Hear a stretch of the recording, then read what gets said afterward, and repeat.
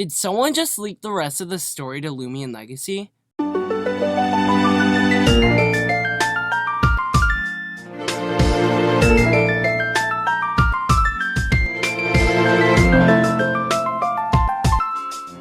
Before we start, I'd like to thank you all for the support on the last video.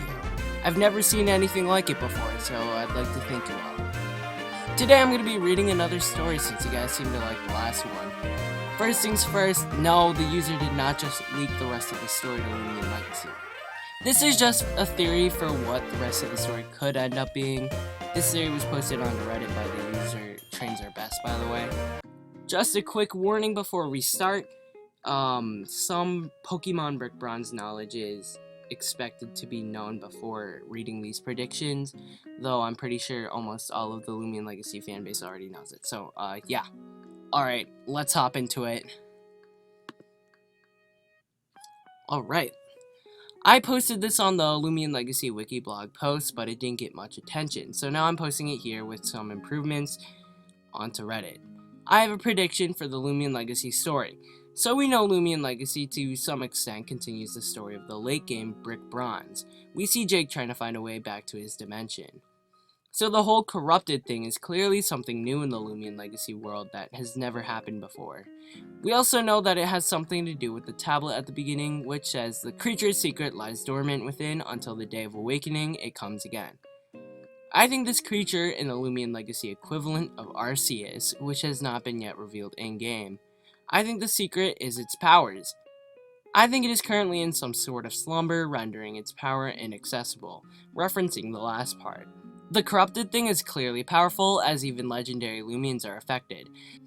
I think the final boss fight is going to be us fighting the corrupted version of the Loomian Legacy equivalent of Arceus, but that raises the question, what is causing corruptions to occur?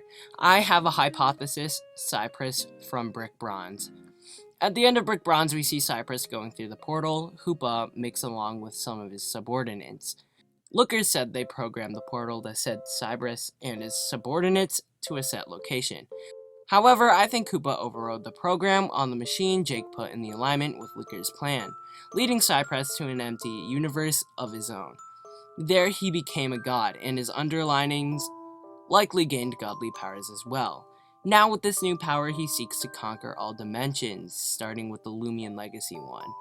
Corrupted ones are the ones he has control over. This might also be in the dimension we see in the Worlds Apart trailer, where we see Tess with the Seeklings. Another thing we know is that Loomian Legacy is going to be a series of games, not just one, shown by the developer tweets. Hide and Seek Ultimate, the dimension with the Seeklings, is its own game. Those two are connected somehow. This last part is the most speculative of all, but all games in the story will be playable, except Brick Bronze. Maybe as an explanation, they will make it canon that in making his own universe, Cypress destroyed the Brick Bronze one with Tess and Jake being the only ones who escaped.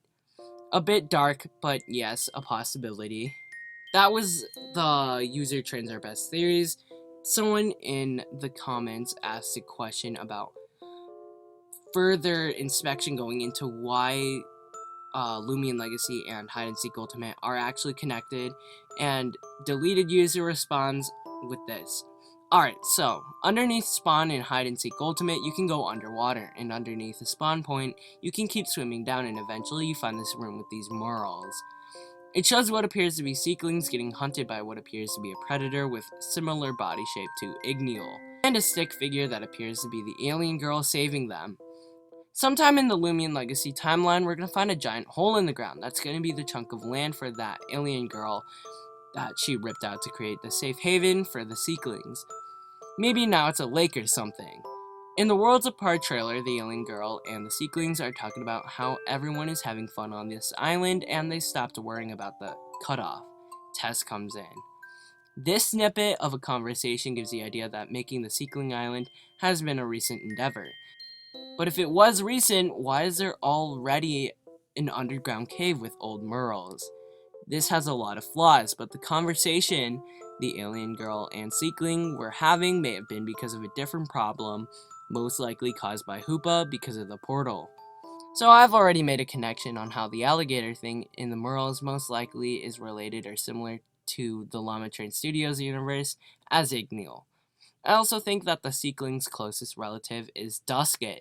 They both float above the ground, and if you think about it, being able to turn invisible, change the appearance of yourself and another entity, and being able to move your footsteps on command, these abilities, they're all different Seekling abilities in the game, are probably most closely related to the Loomian Legacy typing of Mind and Spirit, which is Dusket's typing. These theories could actually make some sense if they were really real. Also, this is just a prediction, so they could end up being right, although the chances may be low. Anyways, let me know what you guys thought of these predictions by Trends Are Best, and I'll be heading out. Until next time, see ya.